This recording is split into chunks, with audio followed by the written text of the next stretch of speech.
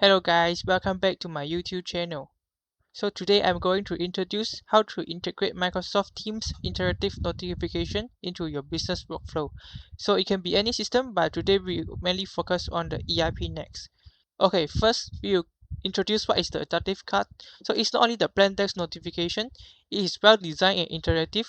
So for example, look at the right hand side, you can see that we put the approval form and also we put that form, so you can put whatever you want.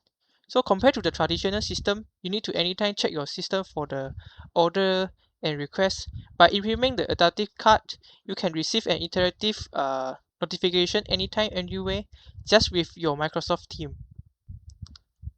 Okay, so this is our today agenda. So first we will set up the Microsoft team endpoint.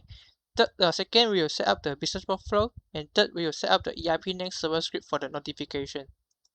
So this is our simple use case today. So material request approval are often delayed, which can lead to the stock shortage.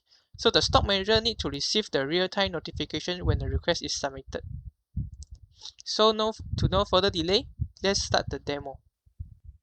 Okay, first we go to the Power Automate website and create the new flow, and then select the instant cloud flow, and then we name the flow with. Then we select this one. Then we create a new. We select the pass JSON.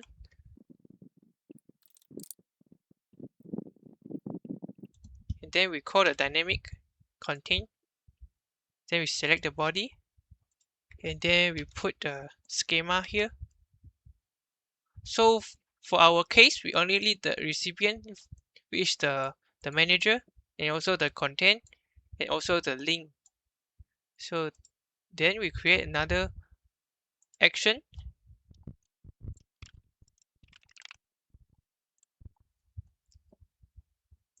Then first we select the floorboard, and then we select the chat with floorboard. Then here we insert the dynamic.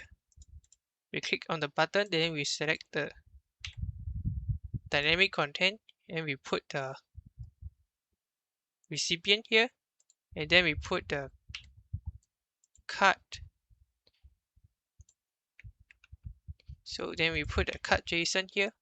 So for the card design, you can navigate to the adaptive card designer, and then here you have many templates. You can choose what template you want. So let's go back.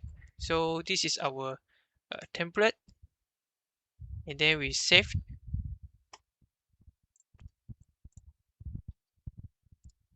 Remember to put this as anyone. Then we save again. Then we copy our URL here. So after that, we open our VS Code, and then we write a simple Python request to test the URL. So we put the URL here, and then we write a simple information, the simple payload with the recipient, the content, and the link.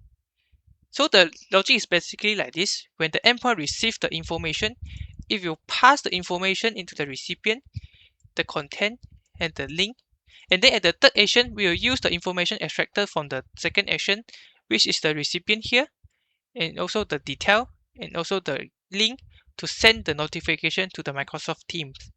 So now we go back to the VS Code and we run the Python script to test. Then now we successfully received the notification. So we try to click on the button. So the button also working.